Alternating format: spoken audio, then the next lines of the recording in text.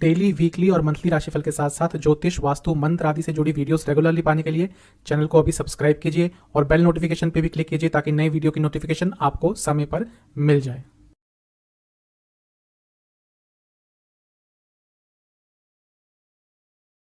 ओम गणेशाय नमः। ओम नमः शिवाय। मैं निखिल ज्योतिष आचार्य आप सभी का मेरे चैनल पे पुनः स्वागत करता हूँ। आशा करता हूँ आप सभी स्वस्थ होंगे। महादेव की कृपा आप सभी पर सदैव बन गए। ये वीडियो है मकर यानी कि कैप्रिकॉन के जनवरी 2023 के मासिक राशिफल के बारे में। कैसा रहेगा जनवरी का महीना मकर के लिए। जो भी जीवन की प्रमुख चीज़ें होती हैं, general predictions, career, business, income, investment, love life, married life, students, सेहत, हर चीज़ पर चर्चा होगी। इसके साथ ही वीडियो के अंत में कुछ उपाय भी बताऊंगा जिसके करने से जीवन की सकारात्मकता में वृद्धि होगी। कहाँ से देखें राशिफल? जैसा मैं कई बार बता चुका हूँ, राशिफल और कुंडली के विश्लेषण में फर्क होता है।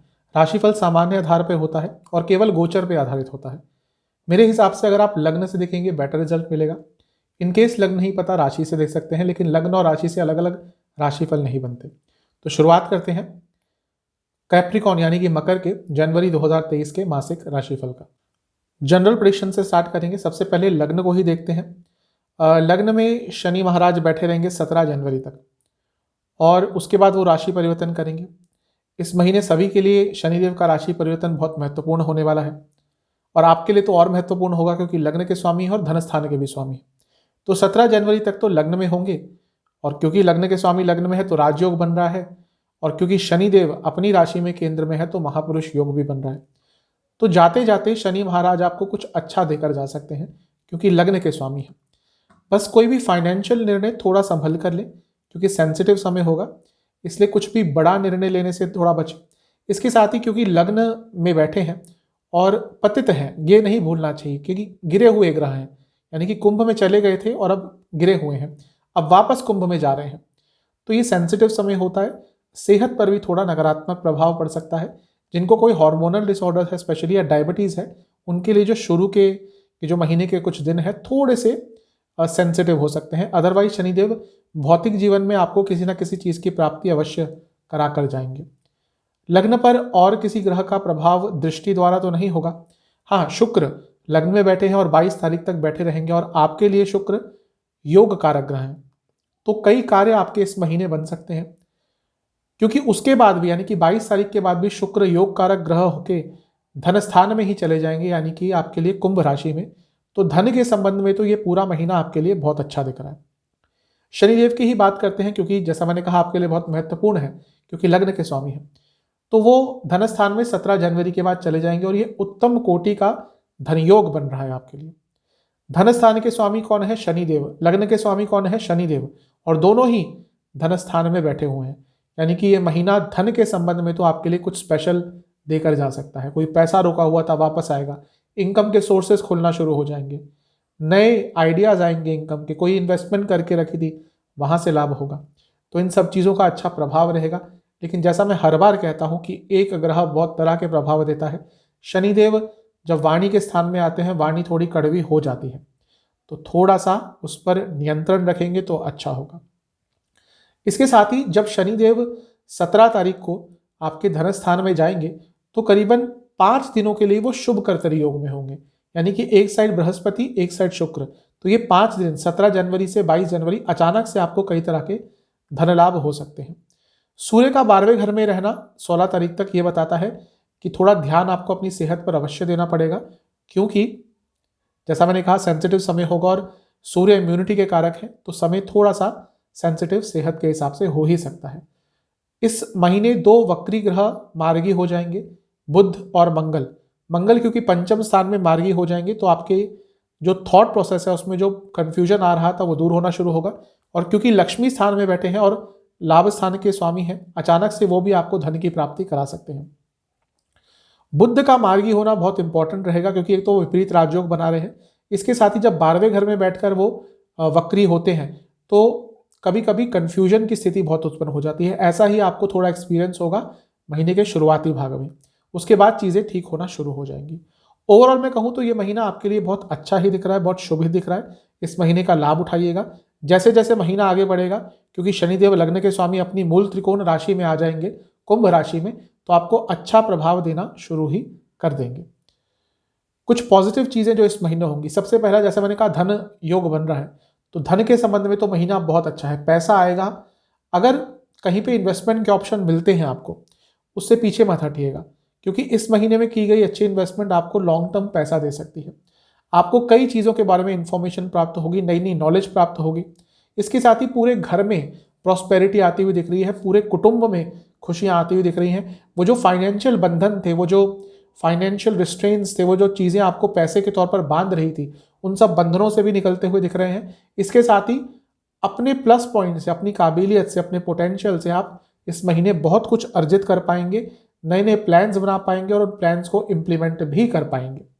शुभ दिख रहा है महीना। ध्यान किस चीज़ का रखना है, एक, आपको किसी को फॉलो ज़्यादा नहीं करना, अपना रास्ता खुद तय करना है। डिले मत कीजिएगा चीज़ों को, क्योंकि महीना अच्छा है, लेकिन अगर डिले किया अपनी साइड से तो प्रॉब्लम होगी। इसके साथ ही बहुत सारे चेंजेस एक साथ लाने का प्रयास मत कीजिएगा, वहाँ पे चीज़ें थोड़ी सी आपके लिए मुश्किल हो सकती है। महीना ओवरऑल तो आपके लिए शुभ ही दिख रहा है। करियर की तरफ चलते हैं। सबसे पहले 10वें स्थान को ही देखते हैं। 10वें स्थान में केतु बैठे हैं। अकेले केतु बैठते हैं तो राजयोग देते हैं केंद्र और त्रिकोण में, लेकिन केतु का अपना भी एक व्यक्तित्व होता है। अधिकतम मकर लग्न मकर राशि के लोगों का इस समय जॉब छोड़ने का भी मन कर रहा होगा या कुछ अलग करने का मन कर रहा होगा। वो प्रभाव तो रहेगा केतु के कारण कि कुछ और कर लें, इसमें मज़ा नहीं आ रहा, करियर सेटिस्फैक्शन की कमी है। देखिए, जो आजकल माहौल है, अगर आपके पास सब कुछ है, आपके पास अवेलेबल सोर्सेस हैं, आपका फ्यूचर सिक्योर है, तो आप वो निर्णय ले सकते हैं। लेकिन आजकल के समय में जॉब छोड़ना अचानक से थोड़ा नकारात्मक भी हो सकता है, क्योंकि माहौल ही इस तरह का है, जो ले ऑफ्स चल रहे हैं, रिसेशन की एक जो संभावना है, तो थोड़ा सा धैर्य रखिएगा उस चीज़ में। अदरवाइज कोई नई अपॉर्चुनिटी तो आ सकती है। 10वें भाव के स्वामी शुक्र लग्न में ही रहेंगे 22 तारीख तक, तो वो राजयोग भी बनाएगा, तो वो भी अच्छा है। उसके साथ ही वो 22 तारीख के बाद भी धन स्थान में चले जाएंगे, तो ये महीना कार्य क्षेत्र के लिए अच्छा ही है। सैलरी बढ़ सकती है, इंक्रीमेंट्स बढ़ सकते हैं, इंसेंटिव्स बढ़ सकते हैं। लग्न के स्वामी शनिदेव धन स्थान में ही आ जाएंगे 17 जनवरी को। ये भी आपके लिए बहुत अच्छा होगा। कारण क्या है, वो अर्थ त्रिकोण में आ जाएंगे। मैं कई बार बता चुका हूँ, कार्य क्षेत्र के लिए, करियर के लिए 2, 6, 10 ये अर्थ त्रिकोण बहुत महत्वपूर्ण होते हैं। तो अर्थ त्रिकोण के स्वामी शनिदेव अर्थ त्रिकोण में धन स्थान में आ जाएंगे, तो ये महीना कहीं ना कहीं जो मध्य भाग के बाद का समय है, वो आपके कार्य क्षेत्र के लिए बहुत अच्छा रहेगा। शुक्र के साथ सूर्य मिल जाएंगे कुछ दिनों के लिए, 16 तारीख से लेकर, या कहिए 15 तारीख से लेकर 22 जनवरी तक।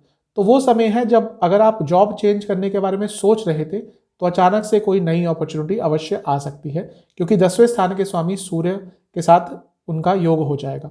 जो लोग गवर्नमेंट जॉब करते हैं, उनके लिए महीना थोड़ा प्रॉब्लमेटिक इस तरह से हो सकता है कि कोई ऑफिस पॉलिटिक्स या कोई षड्यंत्र का शिकार आप बन सकते हैं। अगर आप किसी ऐसी पोजीशन पे काम करते हैं जहाँ पे पैसे का बहुत इन्वॉल्वमेंट है, तो बहुत संभल के रहिएगा। ओवरऑल कहूँ तो ये महीना आपके लिए कार्य क्षेत्र के हिसाब से अच्छा ही है। मंगल भी क्योंकि मार्गी हो जाएंगे 14 जनवरी को, और वो 10वें स्थान से अष्टम में हो जाएंगे, तो थोड़ी बहुत जो इनसिक्योरिटीज़ कार्य क्षेत्र में चल रही थी, उस पर भी आप काबू पा लेंगे। इस महीने की पॉजिटिव चीज़ें क्या है, पैसा बढ़ेगा, ऐसा बहुत ज़्यादा संभावना है। धन बढ़ सकता है, भले ही प्रमोशन ना हो, लेकिन धन बढ़ने की संभावना है। कुछ अपॉर्चुनिटीज जो कार्य क्षेत्र से निकल गई थी, वो वापस आएंगी। अपने कार्य क्षेत्र को बहुत अच्छी तरह से आप मैनेज कर लेंगे। इसके साथ ही आपको कुछ नया करने का मौका भी मिल सकता है, जिसमें थोड़ा बहुत आप अपने टैलेंट का उपयोग कर सकते हैं, और ये चीज़ कहीं ना कहीं महीने के अंतिम भाग के आसपास आ सकती है। अपने करियर को लेकर आप आगे बढ़ने की चेष्टा करेंगे, और कोई तंग भी करने की ज़्यादा कोशिश करे आपको इस महीने, उसको ज़्यादा उसमें सफलता प्राप्त नहीं हो पाएगी। ध्यान किस चीज़ का रखना है, ध्यान ये रखना है कि ओवरवर्क नहीं करना और मल्टीपल टास्किंग नहीं करनी, कि ये भी कर लूँ वो भी कर लूँ मैनेजमेंट को खुश करने के लिए। उससे होगा क्या कि वो काम ढंग से तो शायद नहीं होगा और आपका नुकसान भी हो सकता है। इसके साथ ही आपको अपनी सेहत का भी ध्यान देना है। इतना ज़्यादा अपने आप को एग्जॉस्ट नहीं कर लेना कार्य क्षेत्र में कि सेहत ही बिगड़ जाए। तो ओवरऑल देखूँ तो महीना करियर के लिए ठीक ठाक ही है। अगर आप टेक्नोलॉजी से संबंधित, रिसर्च से संबंधित, लैंग्वेज से संबंधित, एडमिनिस्ट्रेटिव जॉब है आपकी कोई, इन सब चीज़ों से जुड़ा कुछ भी आपका कार्य है, तो महीना अच्छा ही जाएगा। बिजनेस की तरफ चलते हैं। सप्तम भाव को देखा जाता है। सप्तम भाव पर शुक्र और शनि की दृष्टि रहेगी। शुक्र की रहेगी 22 तारीख तक, 22 जनवरी तक, और शनि देव की 17 तारीख तक। इसके साथ ही बृहस्पति की भी दृष्टि रहेगी। बृहस्पति शनि दोनों की दृष्टि सप्तम भाव पर 17 तारीख तक। यानी कि उससे पहले कुछ अचानक से लाभ आपको मिल सकते हैं, जो कार्य रुक रहे थे वो पूरे बन सकते हैं। 17 तारीख के बाद भी शनिदेव सप्तम से अष्टम में चले जाएंगे, लग्न से दूसरे घर में, और क्योंकि धन स्थान में जा रहे हैं, लग्न के स्वामी हैं, तो जो लोग बिजनेस करते हैं उनके लिए तो ये महीना अच्छा ही है। ध्यान देने वाली बात है कि सप्तम से छठे में बुध वक्री और पतित रहेंगे सूर्य के साथ, तो गवर्नमेंट की तरफ से कुछ कार्य अटक सकते हैं, कुछ टैक्स वाले आपके कार्य हों, कुछ लिखा पढ़ी का काम हो गवर्नमेंट के पास, उसमें थोड़ी रुकावटें इस महीने आ सकती हैं। अदरवाइज तो ये महीना अच्छा ही दिख रहा है। धन का संबंध हो, बिजनेस को आगे लेके जाने की बात हो, हर तरफ से महीना अच्छा ही दिख रहा है।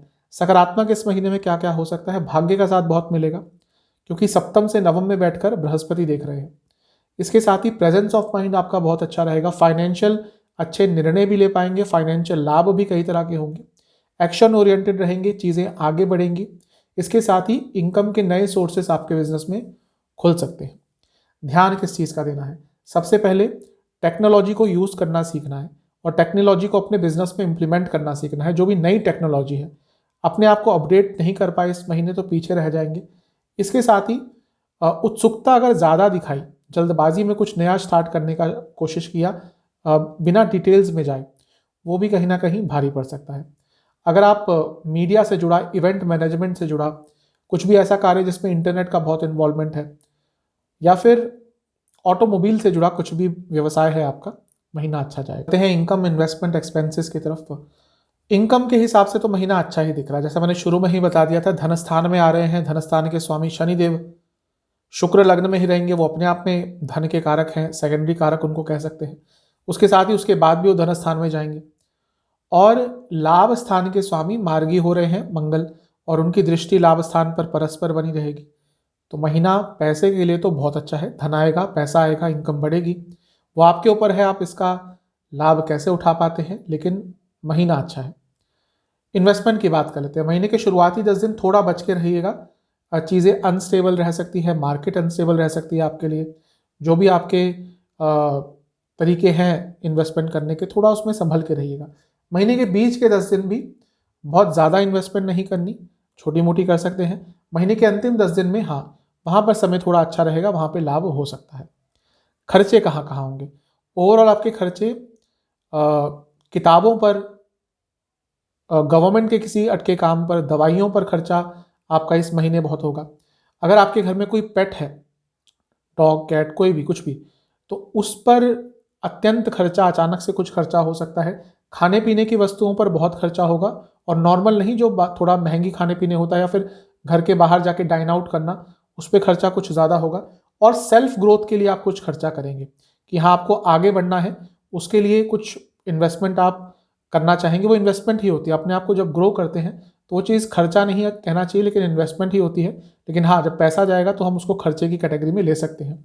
इसके साथ ही एंटरटेनमेंट पे इस महीने काफ़ी खर्चा करते हुए दिख रहे हैं। चलते हैं लव एंड रिलेशनशिप की तरफ। सबसे पहले नो कॉन्टैक्ट सिचुएशन की बात करते हैं। नो कॉन्टैक्ट सिचुएशन के लिए महीना बहुत अच्छा तो नहीं कहूँगा, एक इल्यूजन सी रहेगी, आपको लगेगा कि हाँ चीज़ें ठीक हो रही हैं, लेकिन वो कहीं ना कहीं भ्रम ही होगा। चांसेस थोड़े से कम ही हैं कि अगर बातचीत बंद थी वो दोबारा स्टार्ट होगी, चांसेस उसके कम ही होंगे। जहाँ तक नए रिलेशनशिप की बात है, महीना थोड़ा सा पॉजिटिव है। बस मैं यही कहूँगा कि अगर आपको अप्रोच भी करना है, चीज़ों को आगे भी बढ़ाना है, तो कहीं ना कहीं 20 तारीख के बाद ही उसको कीजिएगा। उससे पहले थोड़ी प्रॉब्लम हो सकती है, बनती बनती बात बिगड़ सकती है। जो लोग ऑलरेडी रिलेशनशिप में हैं उनकी बात करते हैं। देखिए, पंचम स्थान को देखते हैं। पंचम स्थान में मंगल रहेंगे वक्री 14 तारीख तक, तो वहाँ तक तो थोड़ी प्रॉब्लम होगी ही। इसके साथ ही पंचम भाव के स्वामी लग्न में है, लेकिन वो भी शनि के साथ होंगे। अब भले ही वो पैसा दें, कुछ भी दें, लेकिन शनि के साथ पंचम भाव के स्वामी थोड़ा सा लव लाइफ में प्रॉब्लम क्रिएट कर ही सकते हैं। तो थोड़ा सा अपने लव लाइफ में, रिलेशनशिप में धैर्य रखें, क्योंकि मंगल है तो लड़ाई झगड़े थोड़े बहुत हो सकते हैं। स्पेशली ये 14 तारीख से पहले देखने को ज़्यादा मिलेगा। उसके बाद जैसे ही मंगल मार्गी हो जाएंगे, चीज़ें धीरे धीरे करके ठीक होना शुरू हो जाएंगी। एक अट्रैक्शन बढ़ेगा, एक लाइकेबिलिटी का फैक्टर बढ़ेगा। पॉजिटिव्स इस महीने के क्या है? एक, आप दोनों ही एक दूरदर्शी सोच रखेंगे, आप दोनों ही आगे के बारे में सोचेंगे, जो कि एक रिलेशनशिप में बहुत इंपॉर्टेंट होता है। चेंजेस आएंगे इस महीने, और आप दोनों ही प्रयास करेंगे उनको हैंडल करने का। जैसा मैंने कहा, प्लानिंग एक रहेगी दोनों की साइड से कि हाँ, रिलेशनशिप को आगे कैसे बढ़ाया जाए, भले ही थोड़ी प्रॉब्लम्स आए लेकिन उनको भी हैंडल कर लेंगे। कुछ बहुत अच्छे मोमेंट्स भी आएंगे जहाँ पर एक दूसरे के प्रति जो प्यार है, रोमांस है, वो जो एक अट्रैक्शन का फैक्टर है वो बढ़ेगा। इसके साथ ही एक दूसरे को ज़्यादा कंट्रोल नहीं करेंगे और दोनों ही साइड से ये होगा। और कई चीज़ें जो आप दोनों के बीच में अधूरी चल रही थी वो इस महीने पूर्ण हो सकती है। तो महीना लव लाइफ के लिए ठीक ठाक ही है। ध्यान किस चीज़ का रखना है? ध्यान आपको ये रखना है कि अपनी इंडिविजुअलिटी नहीं खोनी। अगर कुछ भी है, अपने पार्टनर के द्वारा ज़्यादा डोमिनेट नहीं होना। उनके लिए इतना नहीं आपको समर्पण का भाव रखना कि आप कहीं ना कहीं अपने आप को ही भूल जाए। ओवरऑल ठीक है महीना रिलेशनशिप के लिए।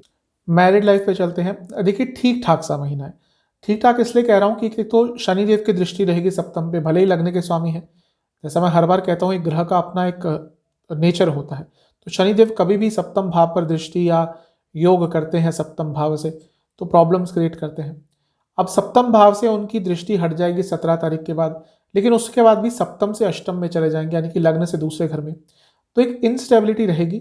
शुक्र की दृष्टि थोड़ा चीज़ों को संभाल सकती है, लेकिन सप्तम से छठे में बुध हैं, वक्री हैं, इस महीने कम्युनिकेशन गैप बहुत रहेंगे। तो मैं यही कहूँगा कि धैर्य के साथ अपनी मैरिड लाइफ में आगे बढ़ना है, चीज़ों को संभाल कर रखना है। जहाँ पर भी लगे कि भाई यहाँ पे बात हाथ से निकल सकती है, वहीं पर आपको रुक जाना है और चीज़ों को सॉर्ट आउट कर लेना है। पॉजिटिव्स इस महीने के क्या हो सकते हैं?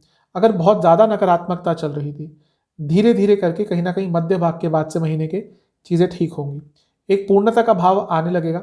अचानक से कुछ ऐसा हो सकता है कि दोनों ही पुरानी चीज़ों को भूल कर आगे बढ़ने का प्रयास करेंगे। और ये कभी कभी होता है, क्योंकि भले कितने लड़ाई झगड़े होते तो पति पत्नी ही हैं। आगे बढ़ने का अगर ख्याल होता है साथ में तो चीज़ों को भूल कर आगे बढ़ा जा सकता है। और वो कभी कभी कोई मोमेंट आता है और ये महीना वैसा ही आ सकता है। वाणी पर आपके थोड़ा कंट्रोल लाने का प्रयास अगर कर लेंगे तो आपके लिए और भी अच्छा होगा। इसके साथ ही जैसे जैसे महीना आगे बढ़ेगा कहीं ना कहीं अंतिम भाग के तरफ एक ऊर्जा, एक सकारात्मक ऊर्जा आपकी मैरिड लाइफ में आएगी। ध्यान किसका रखना है? सबसे पहले कि आगे बढ़ना है, पुरानी चीज़ों पर बिल्कुल नहीं जाना। जो चीज़ें क्रिएट करती हैं थोड़ा टेंशन, वो बिल्कुल नहीं आपको डिस्कस करनी। इसके साथ ही थोड़ा ध्यान देना है अपने लाइफ पार्टनर पर। अगर उनको समय नहीं दे पाए, अटेंशन नहीं दे पाए तो थोड़ी प्रॉब्लम हो सकती है। स्टूडेंट्स की तरफ चलते हैं। पहले एग्जाम्स की ही बात करते हैं। महीने के शुरुआती 10 दिन अच्छे हैं, लेकिन यहाँ पे थोड़ा सा लेजीनेस रहेगी और उसके कारण जो रिजल्ट आप ला सकते हैं उसमें थोड़ी कमी आ सकती है। महीने के बीच के 10 दिन अच्छे हैं, महीने के अंतिम 10 दिन भी बहुत अच्छे हैं। पंचम भाव को देखते हैं स्टूडेंट्स के लिए। अब वहाँ पर मंगल हैं और पूरे महीने रहेंगे। मंगल कॉम्पिटिटिव एग्जाम्स के लिए बहुत अच्छे होते हैं तो उसका अच्छा प्रभाव मिलेगा। लेकिन मंगल वक्री भी है और पढ़ाई के कारक जो होते हैं यानी कि बुध, वो भी वक्री होकर 12वें स्थान में रहेंगे।